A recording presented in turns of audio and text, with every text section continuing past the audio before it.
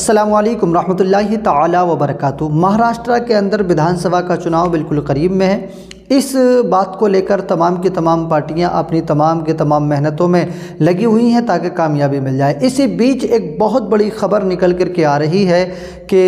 Samajwadi party کے نیتا ابو عاصم اعظمی جو ہے انہوں نے مفتی سلمان اظہری صاحب قبلہ سے ملاقات کی ہے۔ جو آپ دیکھ بھی رہے ہیں، یہ ویڈیو میں آپ کو پوری سنوانے والا بھی ہوں کہ اس ویڈیو میں انہوں نے کیا بات جا کر کے کی ہے۔ مفتی سلمان اظہری صاحب قبلہ سے ابو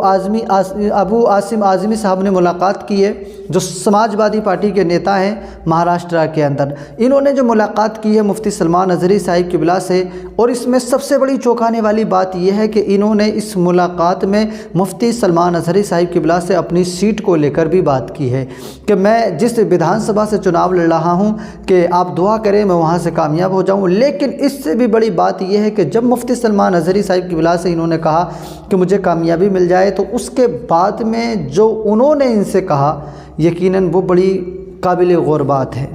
ہر ایک مسلمان کو اس بات کو سننا چاہیے۔ مفتی سلمان اظہری صاحب قبلہ نے ابو عاصم اعظمی صاحب سے جو بات رکھی وہ کیا بات رکھی؟ دیکھیں، یہ بات تو سارے لوگ جانتے ہیں، میں ویڈیو ابھی دکھانے والا ہوں، یہ بات تو سارے لوگ جانتے ہیں۔ علماء اکرام جو ہے نا وہ ایسی راجنیتک معاملوں سے دوری بناتے ہیں اور وہ دور رہنے کی کوشش کرتے ہیں، لیکن جب کوئی جان بوجھ کر وہیں پر پہنچ کر ان سے کوئی بات کرنے لگے تو یقیناً پھر تو انہیں کچھ نہ کچھ دین کا کام ان سے لینا ہی ہے، کیونکہ وہاں تک جو پہنچے، اور وہ بھی مفتی سلمان اظہری صاحب قبلہ جو ناموس رسالت کے لیے اس موجودہ دور میں وہ پہرا دے رہے ہیں، یقیناً بڑی محنتیں ان کی ہیں، تو انہوں نے بس اسی بات کو لے کر ان سے سوال کر لیا، اور انہوں نے کیا اس بات کا جواب دیا ابو عاصم اعظمی صاحب نے، وہ آپ ویڈیو دیکھ لیجئے گا۔ ویڈیو میں وہ کیا بولے ہیں آپ وہ سن بھی لیجئے گا، اور ذرا غور سے سنیے گا، کیونکہ یہ جو ملاقات ہے یقیناً اس میں کیمرہ تو ہے لیکن کوئی مائک وغیرہ نہیں ہے جو کلیئر آپ کو آواز آ سکے، مگر غور سے سننا، ایک ایک بات آپ کو سننے کے لائق ہے، غور سے سنیں اور اس کا فیصلہ کرنا۔ باقی بات ہم تھوڑی سی بعد میں آپ سے کر لیں گے، پہلے آپ اس ویڈیو کو سن لیجئے گا۔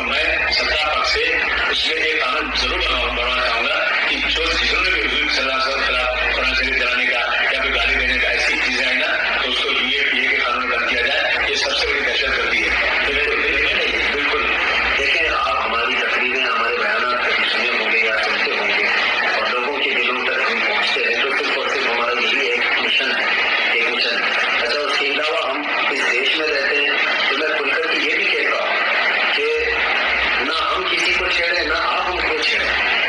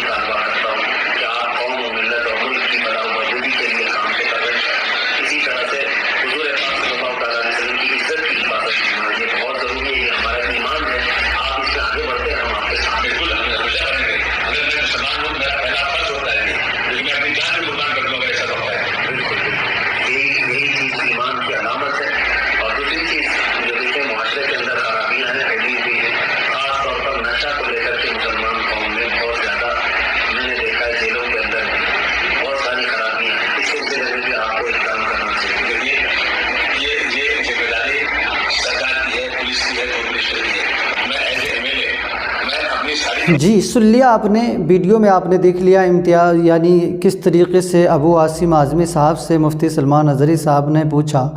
کہ اگر آپ جیت جائیں گے تو آپ یہ بتائیں ناموس رسالت کے لیے کیا کریں گے، کیا کریں گے آپ ناموس رسالت کے لیے، ایسا کون سا کام کریں گے جس کے بارے میں آپ بتائیں۔ تو بہت باتیں ابو عاصم اعظمی صاحب نے وہاں پر بیان کی، حالانکہ جو باتیں کی ہیں یقیناً آپ اچھی طرح سے جانتے ہیں کہ اس طریقے سے مہاراشٹرا کے اندر کوئی یہ ایسے ایکٹیو نظر نہیں آئے، کیونکہ ابھی ہم نے حال میں دیکھا تھا پچھلے وقت میں کہ امتیاز جلیل نے مہاراشٹر کے اندر ایک بہت بڑی ریلی کی تھی جس میں کئی سارے مدعے تھے، اس میں ایک مفتی سلمان اظہری صاحب قبلہ کی رہائی کا بھی معاملہ تھا۔ تو ایک مسلمان ہونے کے ناطے، حالانکہ دونوں کے راجنیتک جو دل ہیں وہ الگ الگ ہیں، ایک سماج وادی ہے اور دوسری